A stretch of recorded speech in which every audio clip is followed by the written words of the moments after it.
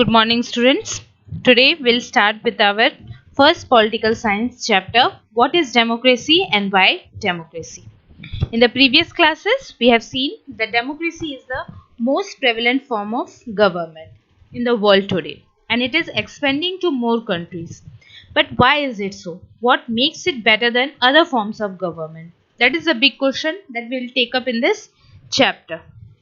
Let's start with the simple definition of democracy. Democracy is a form of government in which the rulers are elected by the people. Democracy is people's rule. The word democracy is derived from Greek word demokratia. Demos means people and kratia means rule. This definition allows us to separate democracy from different forms of government that are clearly not democratic. The army rulers of Myanmar are not elected by the people. Those who happen to be in control of the army become the ruler of the country. People have no say in this decision. This also applies to monarchies. The king of Nepal and Saudi Arabia rule not because the people have chosen them to do so, but because they happen to be born into the royal family. Every government in the contemporary world wants to be called a democracy, even if it is not so. That is why we need to be carefully distinguish between a government that is democracy and one that pretends to be one. We can do so by understanding carefully the different features of democratic government.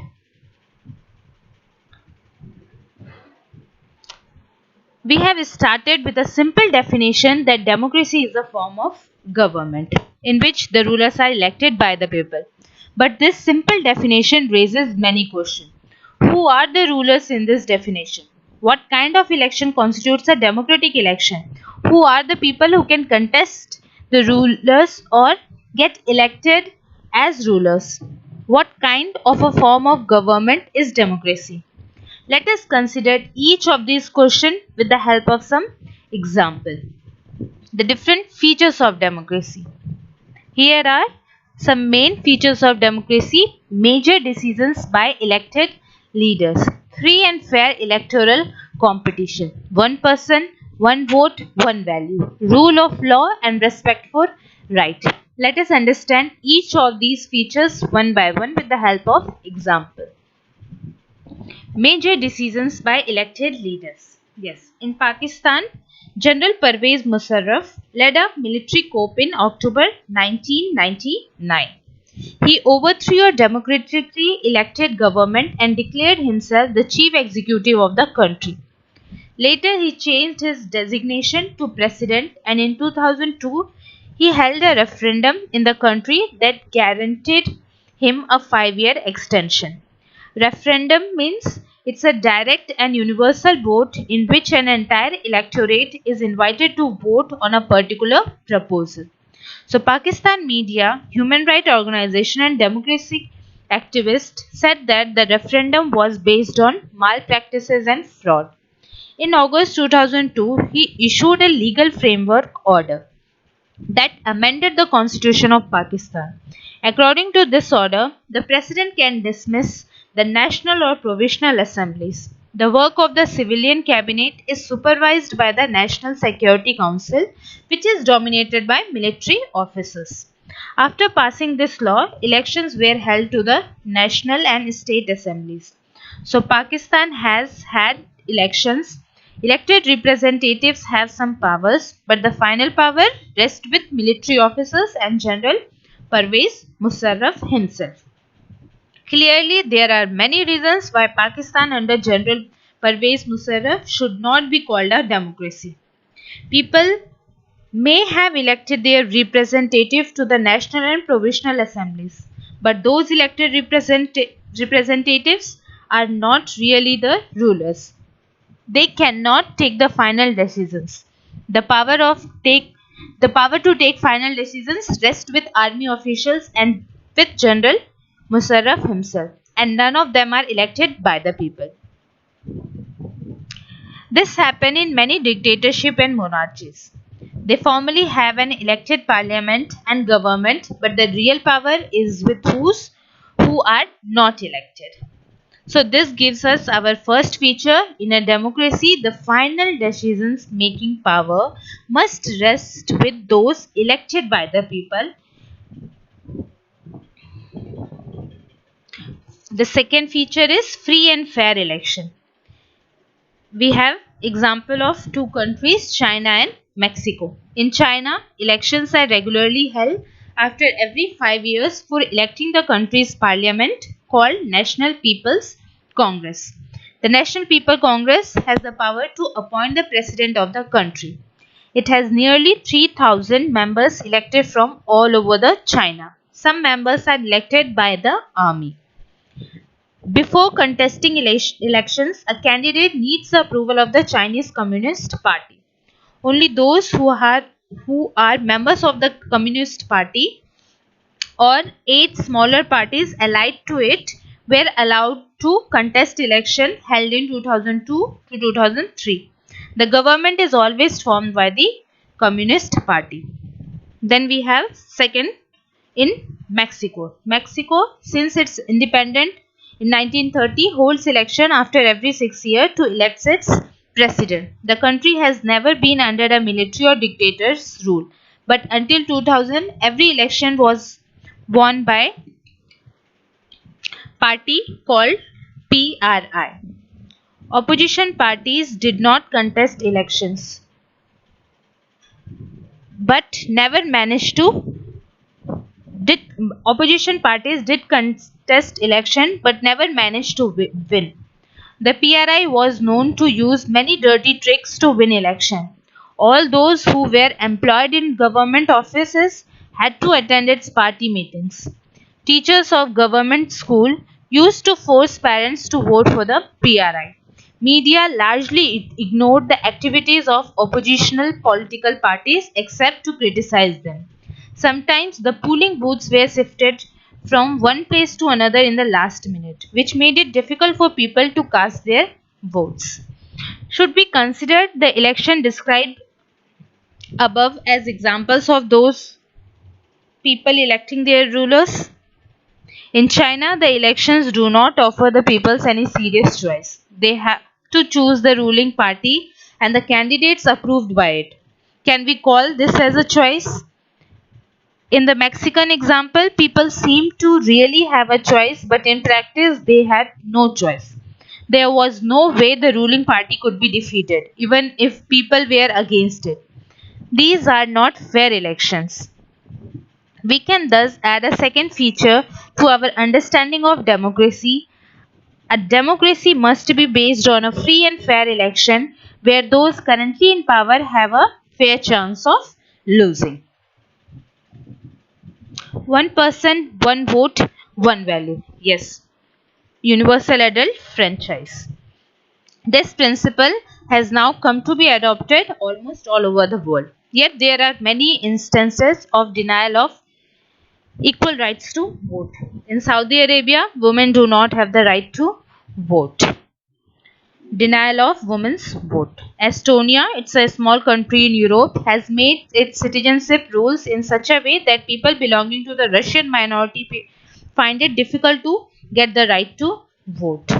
In Fiji is a small country in South Pacific. The electoral system in such a way that the vote of an indigenous Fiji has more value than that of the Indian Fijian. So democracy is based on a fundamental principle of political equality.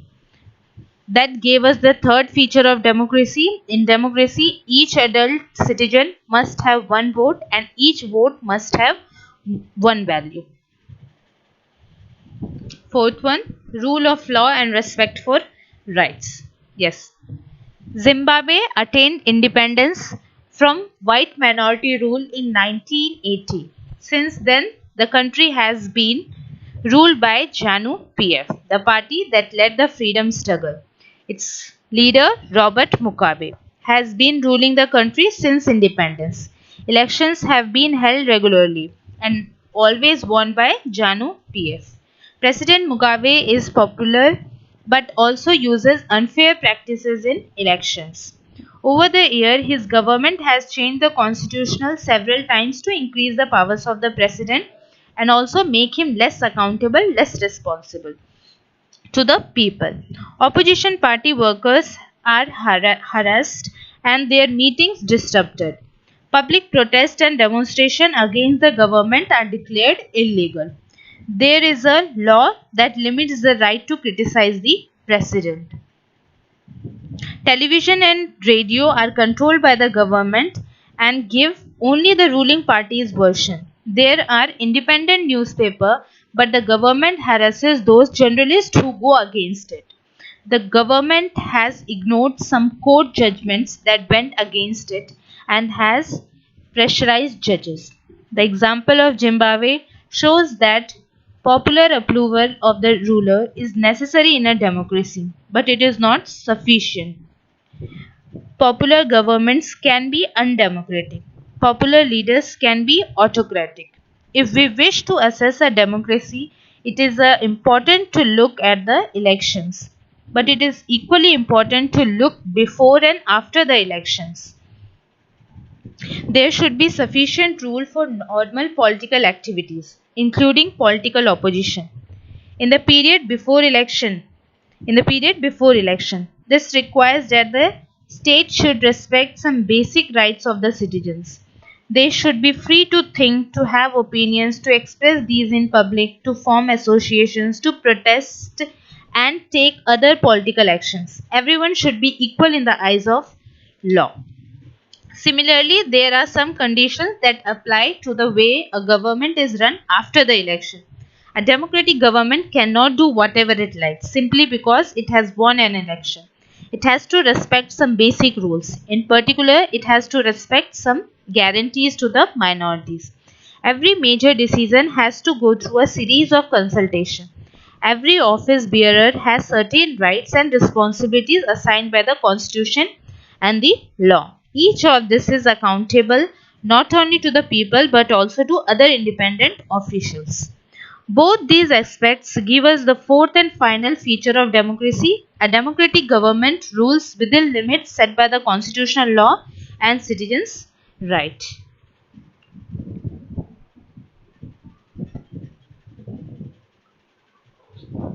So here we got our four main features of democracy, that is major decisions by elected leaders, free and fair electoral competition, one person, one vote, one value, and rule of law and respect for rights. Why democracy? Why a country need to be democratic rather than not democratic? Here we will understand this with these two arguments against democracy and arguments for democracy. Let's start with argument against democracy. Arguments against democracy: leaders keep changing, which leads to instability.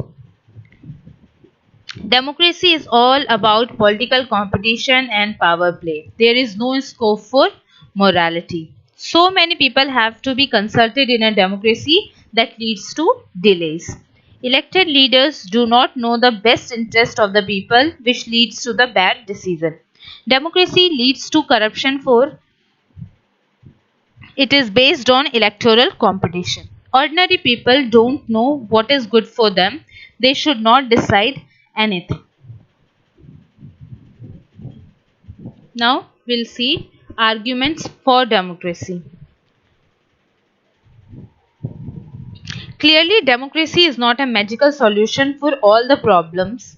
It has not ended poverty in our country and in other parts of the world. Democracy as a form of government only ensures that people take their own decisions.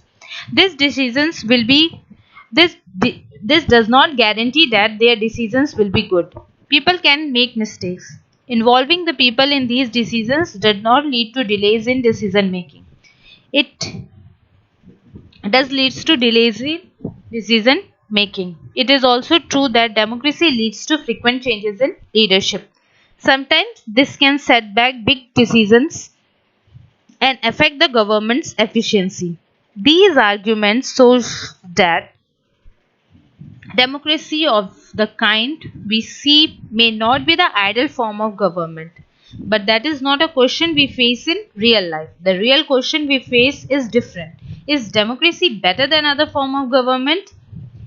That we'll see in this. Democracy is more accountable form of government. Democracy is better than any other form of government in responding to the needs of the people. A non-democratic government may and can respond to the people's needs, but it all depends on the wishes of the people who rule. If the rulers don't want to, they don't have to act according to the wishes of the people. A democracy requires that the rulers have to attend to the needs of the people. A democratic government is better government because it is more accountable form of government. It improves the quality of decision making. Democracy is based on consultation and discussion. A democratic decision always involves many persons, discussions, and meetings. When a number of people put their head together, they are able to point out possible mistakes in any decisions. This reduces the chances of rash or irresponsible decisions. Thus, democracy improves the quality of decision making. Then, it provides a method to deal with differences and conflict. In any society, people are bound to have differences of opinions and interests. These differences are particularly sharp in a country like ours, which has an amazing social diversity. People belong to different regions, speak different languages, practice different religions, and have different castes. They look at the world very differently and have different preferences. The preferences of one group can clash with those of the other groups. How do we resolve such a conflict? The conflict can be solved by brutal power. Whichever group is more powerful will dictate its terms and others will have to accept that. But that would lead to unhappiness.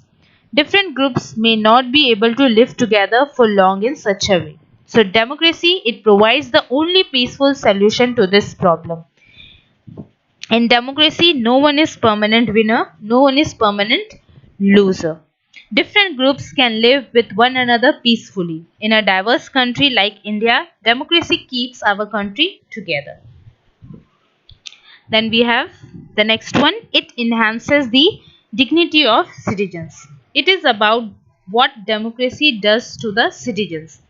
Even if democracy does not bring about better decisions and accountable government, it is still better than other forms of government. Democracy enhances the dignity of citizens. As we discussed above, democracy is based on the principle of political equality, on recognizing that the poorest and the least educated has the same status as the rich and the educated. People are not subjects of a ruler, they are the rulers themselves. Even when they make mistakes, they are responsible for their conduct. Finally, it allows us to correct its own mistakes. Yes, democracy is better than other form of government because it allows us to correct our own mistakes. As we know, there are no guarantee that mistakes cannot be made in democracy. No form of government can guarantee that. The advantage in democracy is that such mistakes cannot be hidden for long. There is a space for public discussion on these mistakes and there is a room for correction.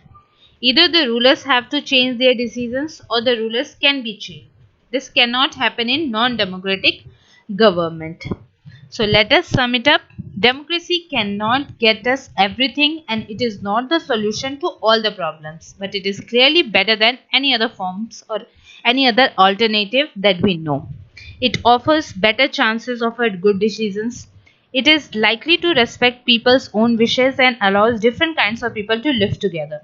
Even when it fails to do some of these things, it allows a way of correcting its mistakes and offer more dignity to all citizens. That is why democracy is considered the best form of government. Broader meanings of democracy. In this chapter, we have considered the meaning of democracy is a limited and disruptive sense. we have understood democracy as a form of government. This way of defining democracy helps us to identify a clear set of minimum features that a democracy must have. The most common form that democracy takes in our time is that of a representative democracy. But before direct democracy, it is a form of democracy in which people decide on policy initiatives directly. Yes, the people, they'll sit together and they'll decide on their problems and make initiative or policies to solve their problems. Then we nowadays what we are using is indirect democracy or representative democracy. System of government in which all eligible citizens vote on representative to pass the laws for them. Modern democracies involve such a large number of people that it is physically impossible for them to sit together and take a collective decision. Even if they could, the citizens does not have the time, the desire or the skills to take part in all the decisions. Distinguish between democratic and non-democratic government. Democratic government, people elect their leaders and have right in decision making. Non-democratic, people do not elect their rulers and have no right in decision making. Democratic rulers are accountable or responsible to the people's need and they have to fulfill their needs. Rulers are not accountable to the people and their needs. Democratic government, elections are held on the basis of universal adult franchise. Elections are not held regularly. No voting rights, freedom of expression and enjoy their fundamental rights. No freedom of expression and do not enjoy their fundamental rights. Example India, example Saudi Arabia and Zimbabwe. So with this we end up our chapter called What is Democracy and Why Democracy. In this chapter we have learned the definition of democracy, different features of democracy, then why democracy is better form of government other than monarchy and dictatorship, and the broader meanings of democracy. Thank you.